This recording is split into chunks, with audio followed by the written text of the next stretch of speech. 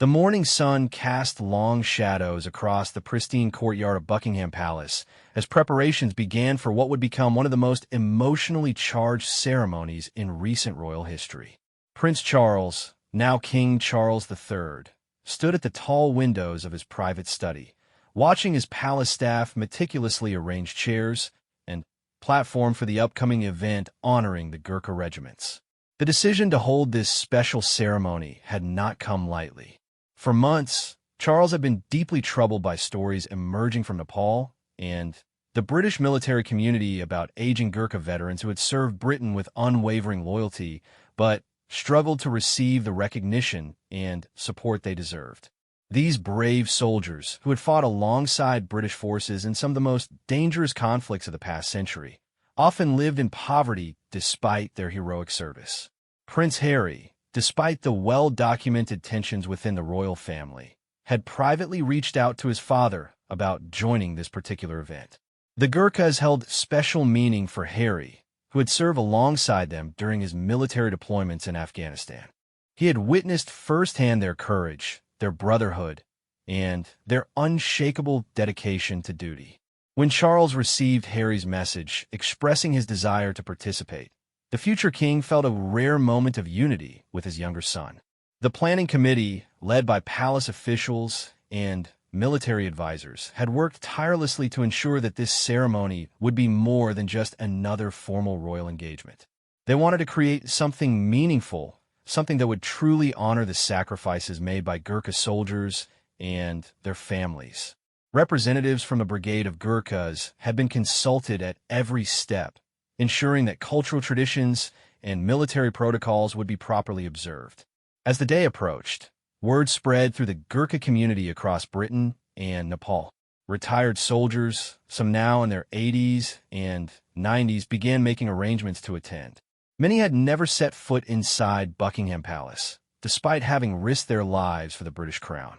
For them, this invitation represented not just recognition, but validation of decades of service that had often gone unacknowledged by the wider British public. The media attention surrounding the event was intense, particularly because of Harry's involvement. Royal correspondents speculated about whether this might represent a thawing in the relationship between father and son. However, both Charles and Harry had made it clear through their representatives that the focus should remain entirely on honoring the Gurkhas, not on family dynamics. Behind the scenes, palace staff worked with military historians to research the incredible stories of individual Gurkha soldiers who would be attending. They discovered tales of extraordinary bravery that had never been properly documented or celebrated. There was Rifleman Bhim Gurung, who had single-handedly held off an enemy position in Burma during World War II, allowing his unit to retreat safely. There was Sergeant Dil Bahadur Rai, who had served in the Falklands War and later in Iraq, collecting numerous medals for gallantry along the way. The emotional weight of these stories was not lost on Charles, who spent hours reading through service records and personal accounts. He understood that this ceremony was about more than military tradition. It was about acknowledging a debt of honor that Britain owed to these remarkable men and their families. Many Gurkhas had served multiple tours of duty, leaving behind families in Nepal while fighting in conflict from the jungles of Malaya to the mountains of Afghanistan. Harry, meanwhile, was coordinating with his former military colleagues to ensure that active duty Gurkha soldiers would also be properly represented at the ceremony. He remembered the jokes, the shared hardships, and the mutual respect that had developed between British and Gurkha soldiers in combat zones. These men had saved his life on more than one occasion, and he felt a personal obligation to ensure their service was properly honored. The guest list grew to include not just serving and retired Gurkhas, but also their family members, many of whom had made significant sacrifices of their own. Wives who had raised children alone while their husbands served in distant lands, children who had grown up without fathers for months or years at a time, and elderly parents who had watched their sons leave Nepal with pride and anxiety. As the final preparations were completed, there was a palpable sense of anticipation throughout the palace. This would not be a typical royal ceremony filled with pomp and circumstance for its own sake. Instead, it would be a genuine attempt to right historical wrongs and provide the recognition that the Gurkha community had long deserved. The weather forecast predicted a clear, crisp day, perfect for the outdoor portions of the ceremony. Palace gardens, usually reserved for the most exclusive royal events, would be open to accommodate the large number of Gurkha veterans and their families expected to attend. Special arrangements have been made for elderly veterans who might need assistance getting around the vast palace grounds. Security preparations were extensive but discreet, designed to ensure safety without making the honored guests feel uncomfortable or unwelcome. Many of these men were, after all, highly trained soldiers themselves, and the palace wanted them to feel like respected guests rather than potential security risks. The significance of the moment was beginning to dawn on everyone involved. This ceremony represented something unique in modern royal history, a genuine attempt to use the platform and prestige of the monarchy to address a legitimate grievance and provide meaningful recognition to a community that had served with distinction but often remained invisible to the broader British public. The early morning of the ceremony arrived with unusual hustle and activity at Buckingham Palace. By 6 in the morning, catering staff were already preparing traditional British and Nepalese refreshments, while florists made final adjustments to arrangements that incorporated both English roses and rhododendrons, Nepal's national flower. The attention to these cultural details reflected the genuine respect the royal household wanted to demonstrate. Prince Harry arrived at the palace earlier than scheduled, dressed in his military uniform adorned with medals earned during his service in Afghanistan. Palace insiders noted that he appeared more relaxed and focused than he had during recent royal appearances. His military aide carried a specially prepared speech that Harry had written himself, drawing on his personal experiences serving alongside Gurkha soldiers in combat situations. Charles, meanwhile, was meeting with senior military officials and representatives from the Gurkha Brigade to review the ceremony's schedule one final time. The king had insisted on learning key phrases in Nepali to greet the veterans in their native language, a gesture that had moved many of the military representatives to tears during rehearsals. His private secretary had worked with language experts to ensure proper pronunciation and cultural appropriateness. The first guests to arrive were elderly Gurkha veterans, some traveling from as far as Scotland and Northern Ireland where they had settled after completing their military service. Many wore their service medals proudly displayed on civilian clothes, while others had managed to obtain their old military uniforms for the occasion. The sight of these decorated warriors, some using walking sticks or wheelchairs but maintaining perfect military bearing, created an atmosphere of profound respect among the palace staff. Ramesh Limbu, a Victoria Cross recipient from the Borneo campaign, arrived with his grandson, who was serving as his escort for the day. At 87 years old, Ramesh had initially declined the invitation, feeling that he was too frail to make the journey from his home in Hampshire. However, his local Gurkha community had rallied around him, organizing transportation and support to ensure he could attend. His presence at the ceremony represented not just his own service, but the sacrifice of countless Gurkhas who had given their lives in British service. The emotional impact on the palace staff was immediate and visible. Many of the younger royal protection officers and household staff had never encountered veterans of this caliber. Stories began circulating about the incredible actions these men had performed during their military careers. Some had fought in World War II as teenagers, continuing to serve through multiple conflicts over decades-long careers. As more guests arrived, the cultural richness of the Gurkha community became evident. Families wore traditional Nepalese dress alongside British formal wear, creating a visual representation of the dual heritage that many Gurkha families embodied. Children and grandchildren of veterans, many born in Britain, but maintaining strong connections to their Nepalese roots, brought an energy and vibrancy to the usually formal palace atmosphere. The media presence was substantial but carefully managed.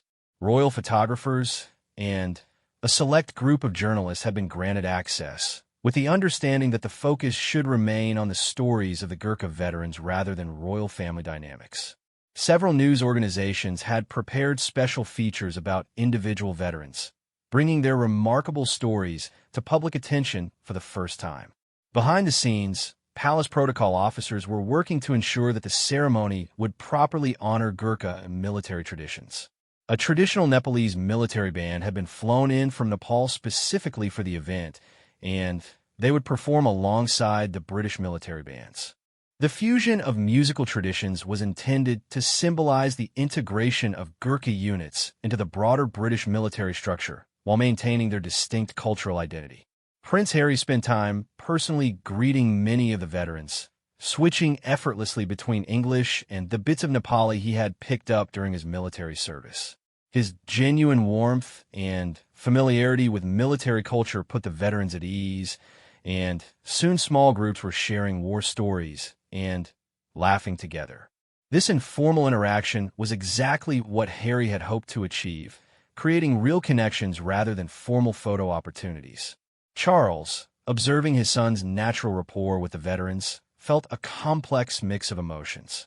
Despite their personal differences, he could see that Harry's military experience and genuine respect for these soldiers was creating exactly the kind of atmosphere the ceremony was meant to foster.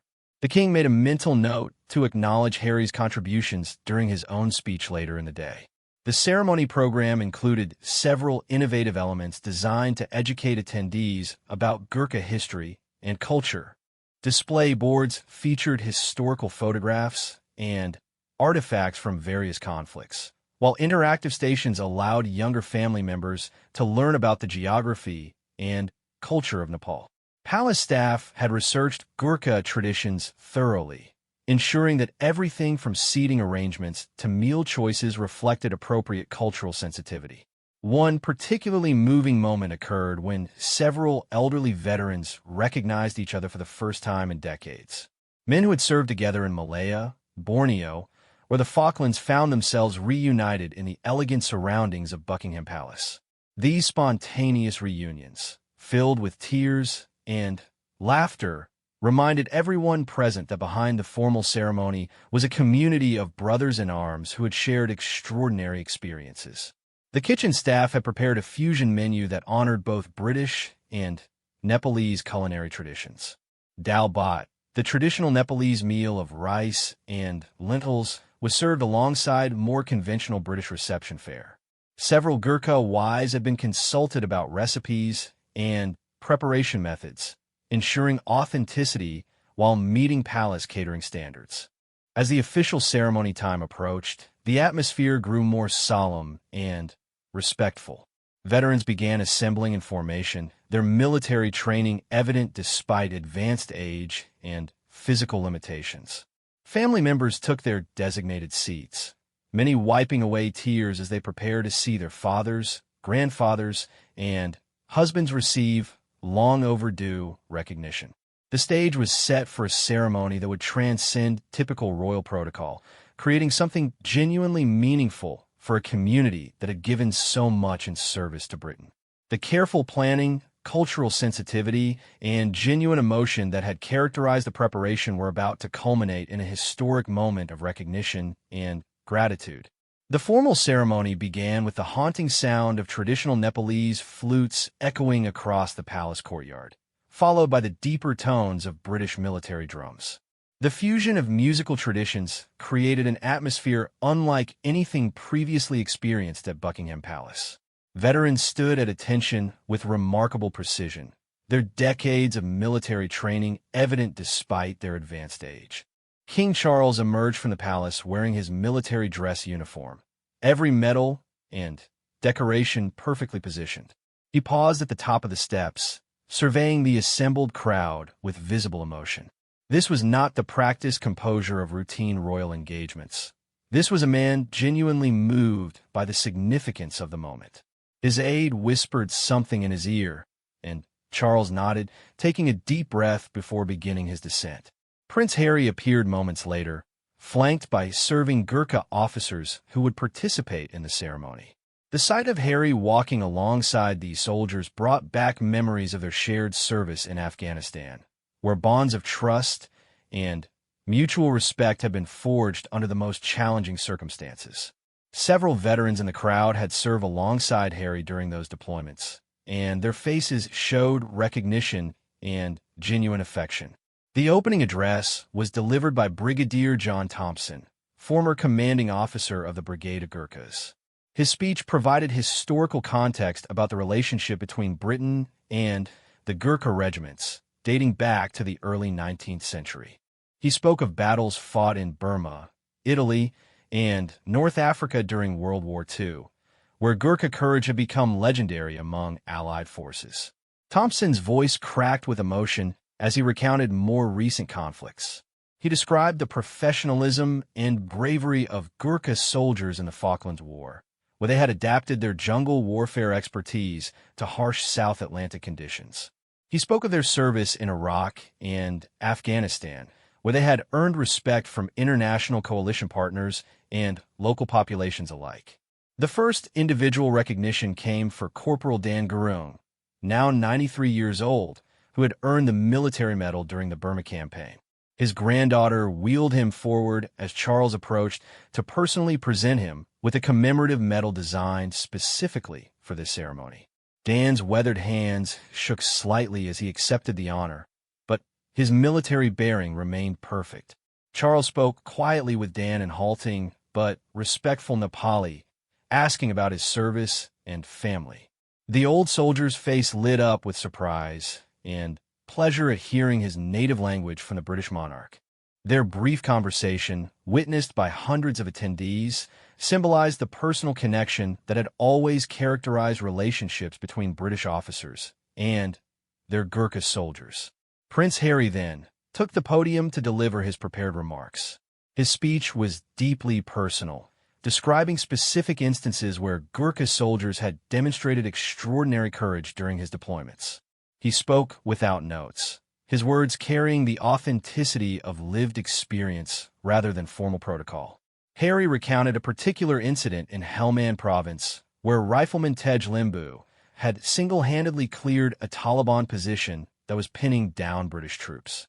The action had saved multiple lives but had never received proper recognition because of the chaotic nature of the engagement. Tej, now sitting in the audience with his family, was visibly moved as Harry described his heroism to the assembled crowd. The ceremony continued with presentations to families of Gurkhas who had been killed in action. Mrs. Kamala Rai accepted a posthumous honor on behalf of her husband, who had been killed by an improvised explosive device in Afghanistan in 2009. Charles presented the award personally, spending several minutes speaking with Mrs. Rai about her husband's service and her family sacrifice. These personal interactions were the heart of the ceremony. Unlike typical royal events where protocol maintained formal distance, Charles and Harry both engaged in genuine conversations with veterans and family members. They listened to stories, asked questions about service experiences, and showed real interest in the personal costs of military service. The cultural elements of the ceremony provided education for many attendees who were learning about Gurkha traditions for the first time. A demonstration of traditional Nepalese martial arts was performed by young Gurkha soldiers, showcasing skills that had been adapted from modern military training. The famous kukuri, the curved knife that is both a practical tool and ceremonial weapon, was explained and demonstrated with proper reverence. Midway through the ceremony, a moment of silence was observed for all Gurkha soldiers who had died in British service. The palace courtyard fell completely silent except for the distant sounds of London traffic. Veterans stood at attention, many with tears streaming down their faces as they remembered fallen comrades. Family members held each other close, thinking of loved ones who would never return home. The silence was broken by a lone bugler playing the last post, followed by a Nepalese traditional song performed by the visiting military band. The combination of British military tradition with Nepalese cultural elements created a moving tribute that honored both the service and heritage of the Gurkha community. Following the formal presentations, Charles announced a new initiative to provide better support for aging Gurkha veterans and their families. The Royal Foundation would partner with existing Gurkha welfare organizations to improve access to healthcare, housing assistance, and pension support. This announcement drew the strongest applause of the day, as it addressed practical concerns that had affected the community for years. Harry announced his own contribution, a scholarship program that would provide educational opportunities for children and grandchildren of Gurkha families. The program would cover university tuition and living expenses, helping to ensure that the sacrifice of one generation would benefit future generations. Several young people in the audience realized they might be eligible for this support, bringing tears of gratitude to their eyes. The ceremony was being broadcast live to Nepal, where thousands of families watched their relatives being honored by the British royal family. In remote mountain villages where many Gurkhas had originated, communities gathered around televisions and radios to witness this unprecedented recognition of their sons and fathers' service. As the formal presentations concluded, the ceremony transitioned into a more relaxed reception where personal connections could deepen. Veterans shared stories with palace staff, young family members explored the palace gardens, and the barriers between royal protocol and human connection continued to dissolve in service of honoring genuine heroism and sacrifice. The reception following the formal ceremony revealed the true magic of the day as barriers between royalty and military service dissolved into genuine human connection. In the palace's staterooms, decorated with both British and Nepalese flags, conversations flowed between generations of warriors, their families, and members of the royal household who had never experienced anything quite like this gathering. Prince Harry found himself in animated conversation with a group of young Gurkha soldiers currently serving in the British Army. They spoke with enthusiasm about their training, their pride in continuing family military traditions, and their hopes for future service. Harry shared stories from his own military experience, creating an atmosphere of mutual respect between soldiers regardless of rank or background. The young men hung on every word, not because he was a prince, but because he was a fellow soldier who understood their world. Meanwhile, King Charles was engaged in a fascinating discussion with Havildar Major Ganbadar Durone, a veteran of the Falklands War who had later served as a military advisor in Nepal. Gan spoke fluent English and provided Charles with insights into how military service had shaped modern Nepal and its relationship with Britain. Their conversation covered topics from mountain warfare tactics to the economic impact of military service on rural Nepalese communities. The most touching moments occurred when elderly veterans began sharing personal artifacts they had brought to the ceremony. Rifleman Indra Thapa pulled out a worn photograph showing his unit in Borneo in 1965, pointing out faces of comrades and telling their stories to fascinated palace staff. Many of these men had never had the opportunity to share their military experiences with anyone outside their immediate families. Mrs. Sita Limbu, widow of a Gurkha who had died in Northern Ireland during the Troubles, found herself in conversation with the palace's head of household staff. She described the challenges of raising 3 children alone while maintaining her husband's military pension and dealing with a complex British bureaucracy that often seemed indifferent to her situation. Her story was unfortunately common among military families, but the personal attention she received from palace officials promised that her individual concerns would not be forgotten. The catering arrangement proved to be another bridge between cultures. Palace chefs had worked with Gurkha wives to prepare authentic Nepalese dishes, and the sight of British royalty and palace staff enjoying dal bhat and momo dumplings alongside traditional British reception fare created wonderful moments of cultural exchange. Several veterans expressed amazement that the royal family was willing to embrace their food traditions with such enthusiasm. Children and teenagers in attendance were experiencing Buckingham Palace through entirely different eyes than typical royal garden party guests. Young Raj Tamang, grandson of a Burma veteran, found himself explaining Nepalese geography to a palace tour guide who was genuinely interested in learning about his family's homeland. These educational exchanges went both ways, as young Gurkha family members learned about British royal history and traditions. The afternoon's most emotional moment came when Prince Harry encountered Rifleman Buckingham, who had served as Harry's driver and bodyguard during a particularly dangerous period in Afghanistan. Their reunion was captured by photographers, but was clearly unscripted and deeply personal. Buckingham had saved Harry's life during a Taliban ambush, and their embrace reflected a bond forged under fire that transcended military hierarchy.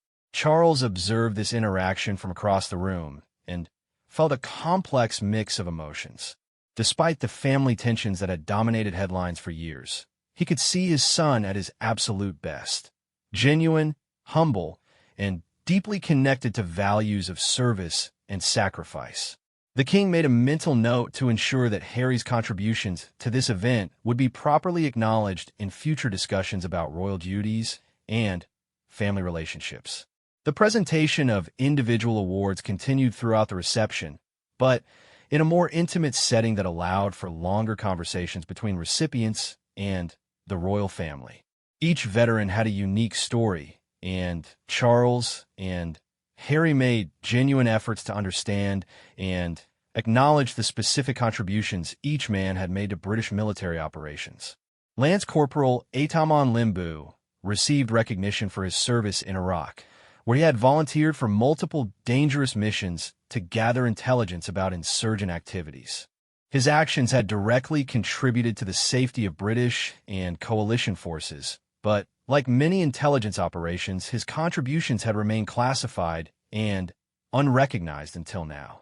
His teenage son watched with pride as his father finally received acknowledgement for sacrifices the family had never been allowed to discuss publicly. The ceremony also recognized Gurkha soldiers who had distinguished themselves in peacekeeping operations around the world. Sergeant Tikaram Gurung had served with United Nations forces in Sierra Leone, where Gurkha units had earned international praise for their professionalism and effectiveness in complex conflict situations. His stories of helping rebuild schools and infrastructure while maintaining security brought a different perspective on military service that impressed civilian palace staff. As the afternoon progressed, several spontaneous cultural performances emerged from the gathering. Veterans began singing traditional Nepalese songs, their voices carrying across the palace gardens. British military personnel joined in with songs from their own traditions, creating an impromptu concert that reflected the musical heritage shared by military communities worldwide. The media coverage of the event was extensive and overwhelmingly positive. Journalists who had attended expecting to focus on royal family dynamics instead found themselves writing about the extraordinary stories of courage and sacrifice that characterized the Gurkha community. Several major newspapers announced plans for feature series exploring individual veteran stories in greater detail. International reaction was particularly significant in Nepal, where the ceremony was viewed as validation of the country's contribution to international security efforts. Government officials in Kathmandu issued statements praising both the royal family's recognition of Gurkha service and the veterans' continued embodiment of Nepalese values while serving in foreign militaries. As the reception continued into the evening, connections deepened and new relationships formed. Palace staff exchanged contact information with veterans and family members, promising to maintain the relationships begun during this special day. The ceremony had succeeded in creating lasting bonds that would extend far beyond the formal event itself. The success of the gathering was evident in the reluctance of guests to leave. Veterans and family members lingered in conversations, unwilling to end what many described as one of the most meaningful days of their lives. The combination of royal recognition, personal attention, and genuine respect had created an atmosphere unlike anything most attendees had ever experienced. As the sun began to set over Buckingham Palace, casting a golden glow across the courtyard where so much history had been made that day, the ceremony drew to its emotional conclusion. The final moments were marked not by formal protocol, but by genuine human connections that had developed throughout the afternoon between the royal family palace staff, and the Gurkha community. King Charles delivered his closing remarks, standing among the veterans rather than from a formal podium, symbolizing the equality of respect that had characterized the entire event. His speech was brief, but deeply personal, acknowledging that Britain owed these men and their families a debt that could never be fully repaid. He spoke of duty, sacrifice, and the bonds that unite people who serve something greater than themselves. The king's most powerful words came when he addressed the families directly, acknowledging the wives who had raised children alone during long deployments, the children who had grown up with fathers absent for years at a time, and the parents who had sent their sons to serve in distant lands. His recognition of these civilian sacrifices brought tears to many eyes and demonstrated an understanding that military service affects entire families, not just individual soldiers. Prince Harry's closing comments focused on the future, challenging younger generations of both Gurkhas and British citizens to learn from the examples of courage, loyalty, and service they had witnessed that day. He announced that the stories shared during the ceremony would be compiled into a permanent record that would be housed in the Imperial War Museum, ensuring that these contributions to British history would be preserved for future generations.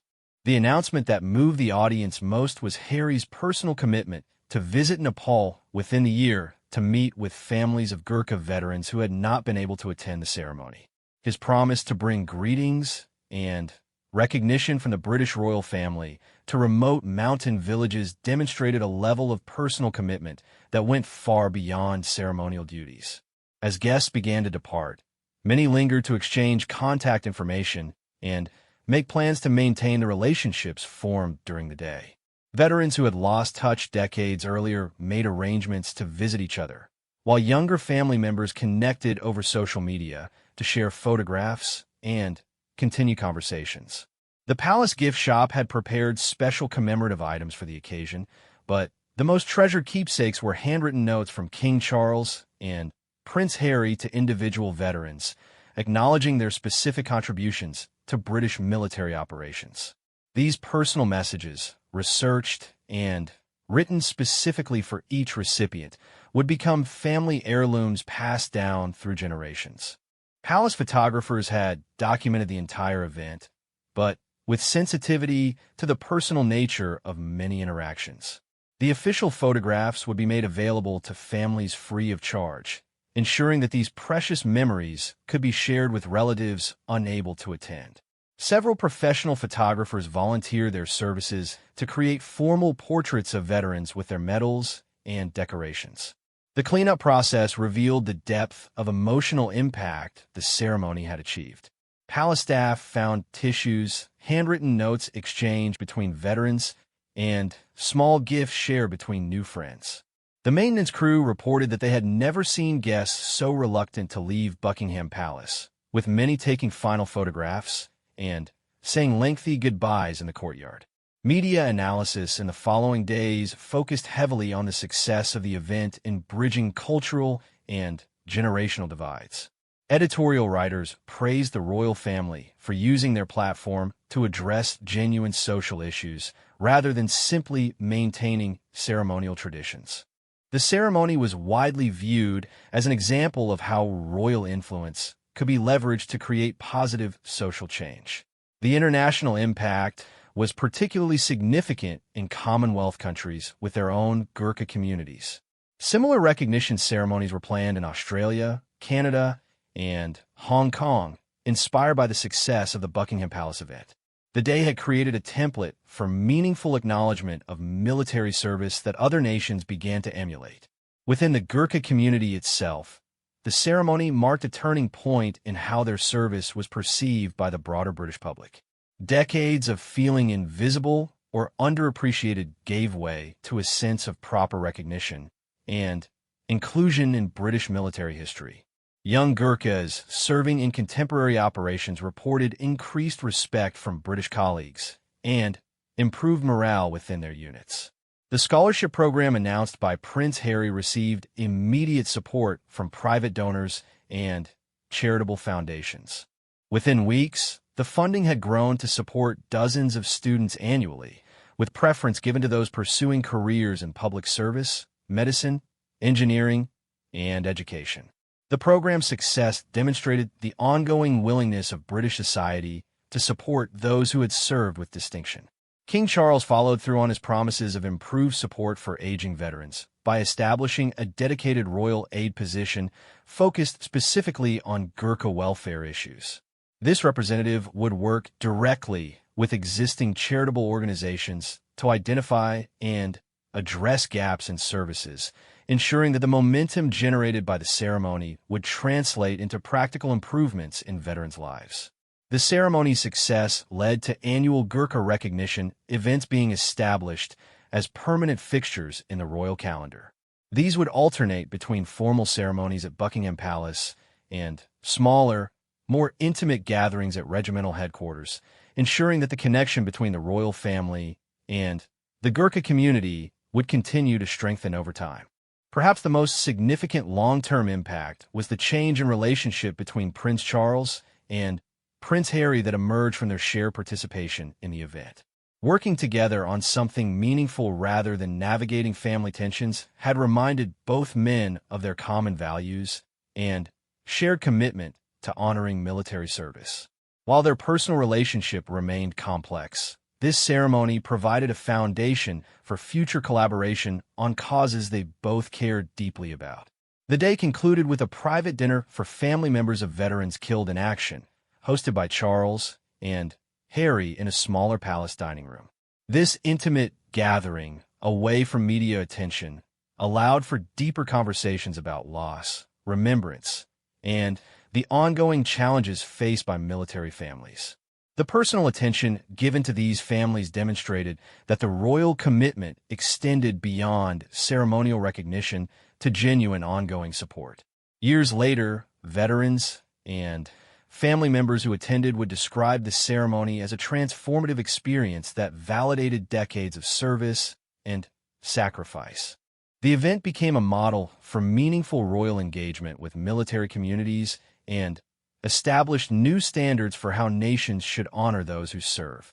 The legacy of this single day rippled through generations, ensuring that the contributions of Gurkha soldiers would never again be overlooked or forgotten by the nation they had served so faithfully.